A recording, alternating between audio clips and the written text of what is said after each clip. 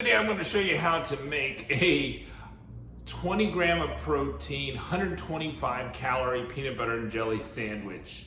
If you eat this all day long, you're going to hit your protein macros and you're not going to gain weight. And I love to make this every day for my lunch. So the first thing that you start out with that is PB2 or some other type of powdered peanut butter. This is the key ingredient, one of the key ingredients. 1 tablespoon of this is only 30 calories and it has 3 grams of protein and only less than a gram of fat. And that's the key thing with peanut butter. Regular peanut butter is gonna really pour on the calories for you.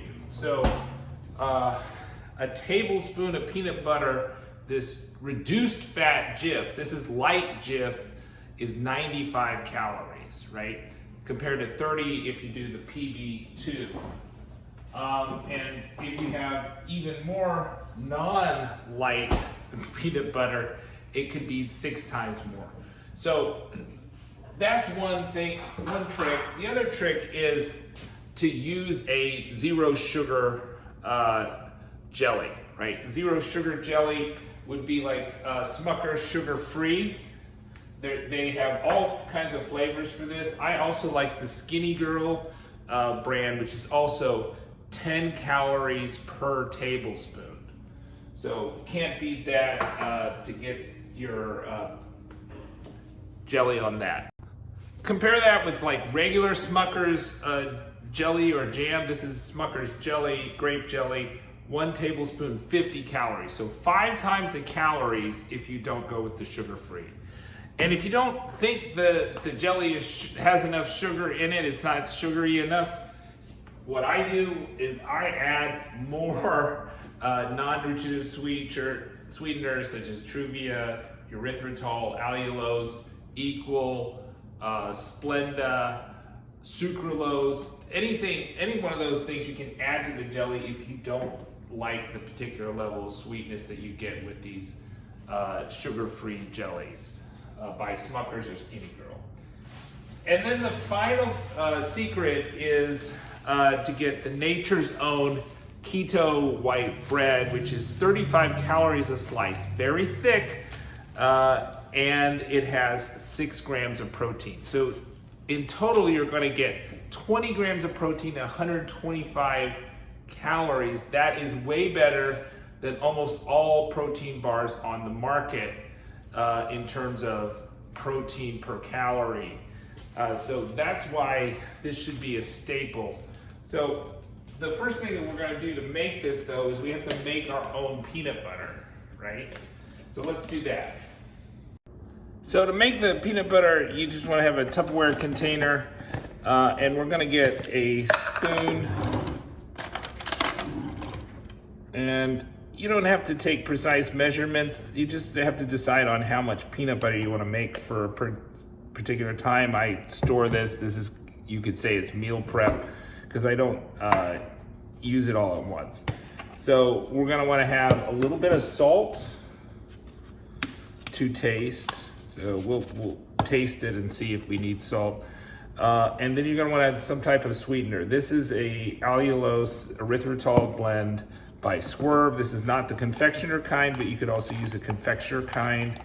I would use a white one, but I don't know why you couldn't use a brown sugar if you wanted to, a brown sugar substitute with a non-nutritive sweetener. And then you just add a little bit of water. You know, you don't want to add too much because you want to make it, it's better to go too dry to start out with than too wet, because you'll have to add a lot more peanut butter powder.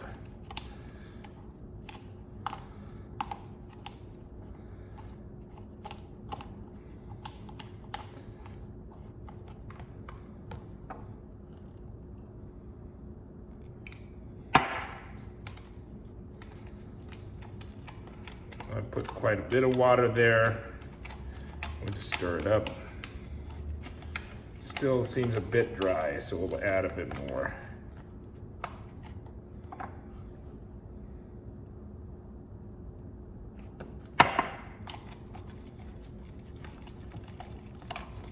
I wouldn't use a whole PB Fit bottle. I wouldn't like make the whole thing into wet peanut butter personally, because sometimes it's nice to have it dry for other ingredients. So this is about the consistency I'd like right here, but you can always add more water.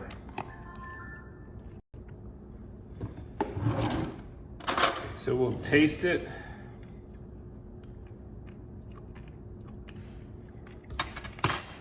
To me, I like it sweeter. I like the sweeter type of peanut butters. So I put more erythritol or non-nutritive sweetener in it. I might put a little salt, but I don't know if it needs salt. Maybe just a dash.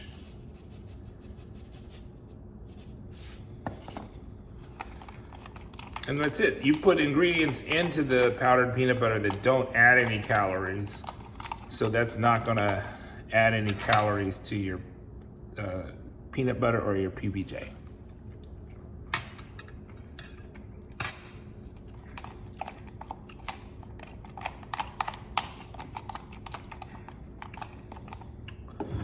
Try it again.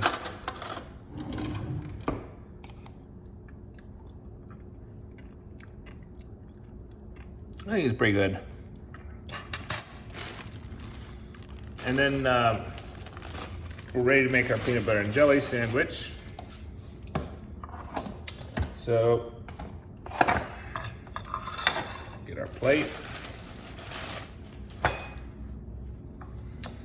And put roughly a tablespoon of peanut butter on the peanut butter and jelly sandwich.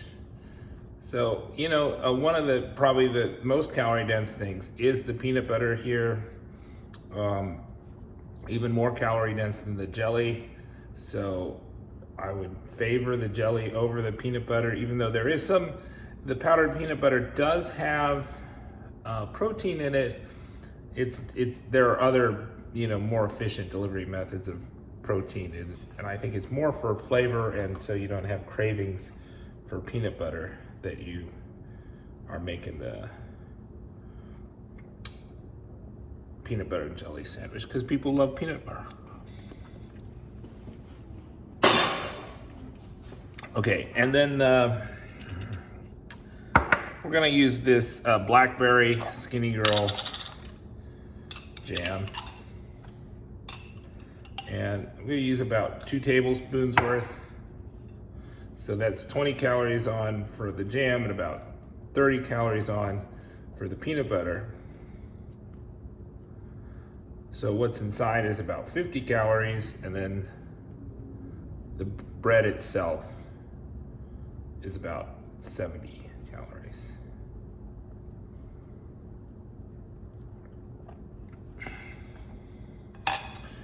And I like my jam really sweet.